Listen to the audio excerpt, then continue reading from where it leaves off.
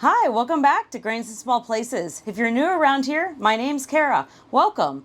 My channel is dedicated completely to fresh milled flour. So if you've been struggling trying to get a fresh milled flour loaf or bread or baked items to be perfect the way you like it, then you're in the right place. But today we're going to talk about one of the most popular questions that I get asked almost daily. And that question is, which mixer do I prefer?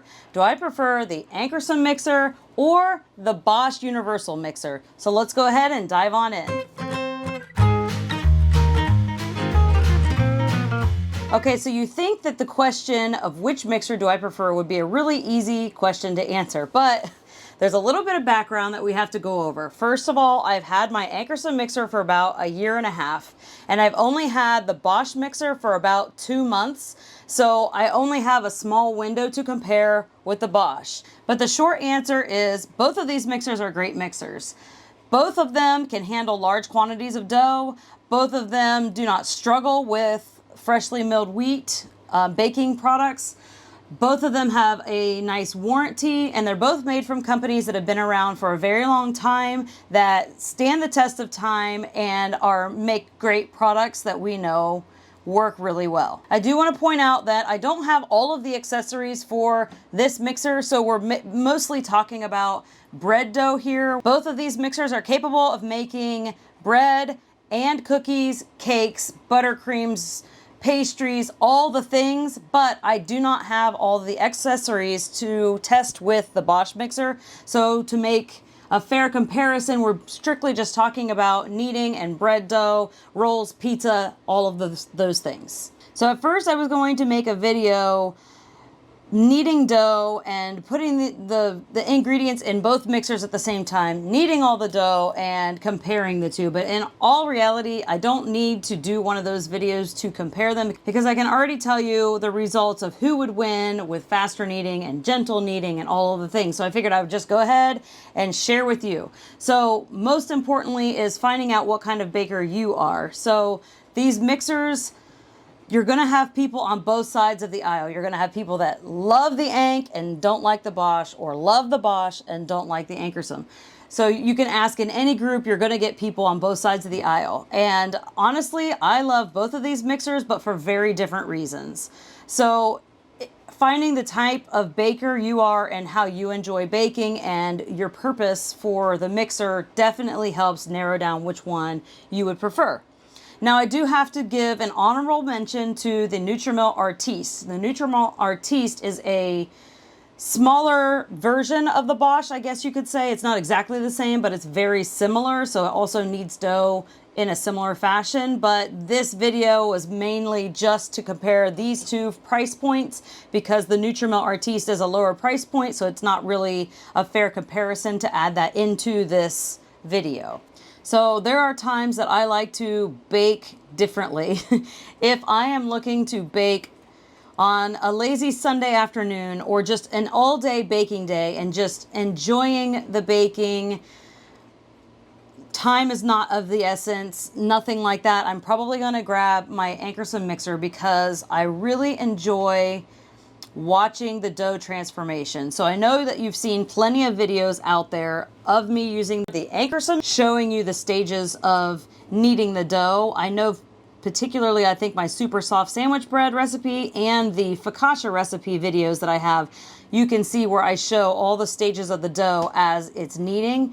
So I really think that if you're somebody that likes the science behind it, you like to watch the dough transform, and you don't mind taking a little bit longer, then the Ankarsrum mixer is probably going to be one that you prefer.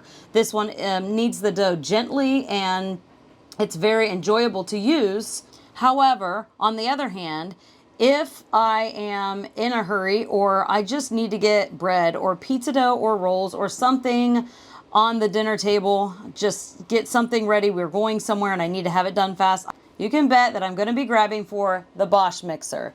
This has been amazing to see how quickly this dough kneads. On average, the Ankarsrum mixer, it of course varies with hydration levels and weather and wheat berries and all the things, but in general, the Ankarsrum mixer will take me somewhere between 18 and 20 minutes to knead my dough to get the nice stretchy window pane.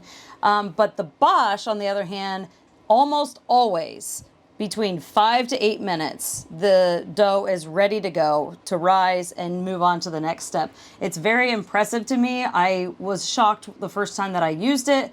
I did a video on that, and I did realize there were some differences, but I'll dive into that here in a little bit. But the Bosch for sure will beat the Ank if you're just going by time of kneading. So if that's important to you, you have a large family, you have a lot of young children, any reason that you don't have time to wait for, you know, the Ankarsrum or one of the other mixers to knead, then this is going to be the mixer for you. So one of the very amazing things about this, how it kneads so quickly, also can be a little bit difficult when you're learning. Both of these mixers have a learning curve. I'll go over some of those differences. So the Ankarsrum mixer likes a wetter dough, and you can watch, as I was saying before, the gluten form before your eyes pretty much, and see the transformation of the dough go from shaggy, breaking apart, then eventually will turn into your stretchy dough. The Bosch, on the other hand, will knead the dough so quickly. One of the great things about how quickly this kneads also can be a little bit of a downfall if you're just learning.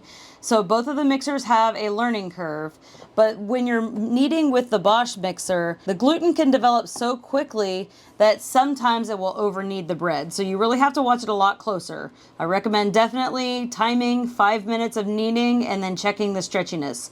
Anytime you're mixing dough, anytime you're doing any kind of bread making, especially if you're doing a new recipe, using new wheat berries, using a new mixer, any of the things, I always recommend the best thing to do is to get into the dough and feel it, stretch it, touch it.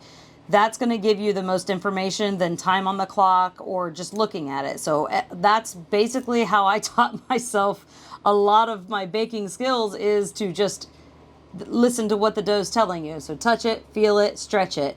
You're looking for stretchy dough. It's okay when you're stretching it if it tears a little bit. You have to be gentle. Anybody that's doing those window panes, I've got some videos like that. Of course, it can rip.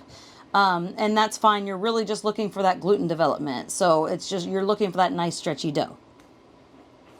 When the dough starts getting nice and stretchy, that's when you want to watch this every 30 seconds to a minute, and then it'll probably be done before the 8 minutes is up. I've actually been quite impressed with how quickly it's happened. I find myself grabbing for the Bosch mixer more often because I know that I need to get something done or bread made. So I'll go into the differences. Some of the main things that I've noticed is the Ankarsrum mixer really likes a wetter dough. It really likes very hydrated dough. So a lot of my recipes have been tried and made in here. So some people that are struggling with too much moisture, maybe using a different mixer. I have noticed that the Bosch likes slightly drier dough, not dry dough at all. It still likes a wet dough, but it does not like it to be as wet as the Ankarsrum. So I find myself sometimes adding a little additional flour in when I'm using the Bosch mixer. So really, it's kind of all about playing with it, feeling your dough. I really love to teach people to learn and then set them free and let them kind of bake and enjoy the baking process. I guess that's the goal here, is to, everybody has their own baking style. Everybody has their own preferences. Find what works for you and your family. So I hope this video answers some questions for you. I hope that you had some good takeaway points. It helped you make your decision in which kind of mixer you want.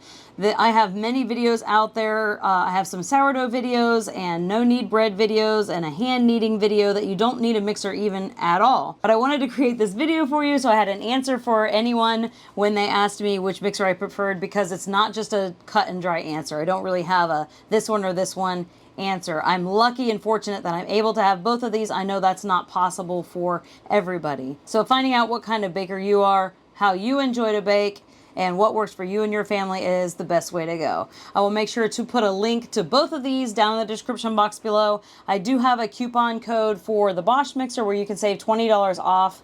Coupon code is Grainy. Unfortunately, I do not have a coupon code for the Ankarsrum mixer, but I will still put a link down in the description box below to one of the approved sellers that you can buy it from, because there's only a certain amount of approved sellers that they allow to sell the Ankarsrum mixer and still be able to have the warranty. If you're you're just getting started in fresh milled flour, I do have tons of other videos to help get used to it. I have a fresh milled flour 101 video. I have a wheat berry video that goes over some of the most common types of wheat berries and what to use them for.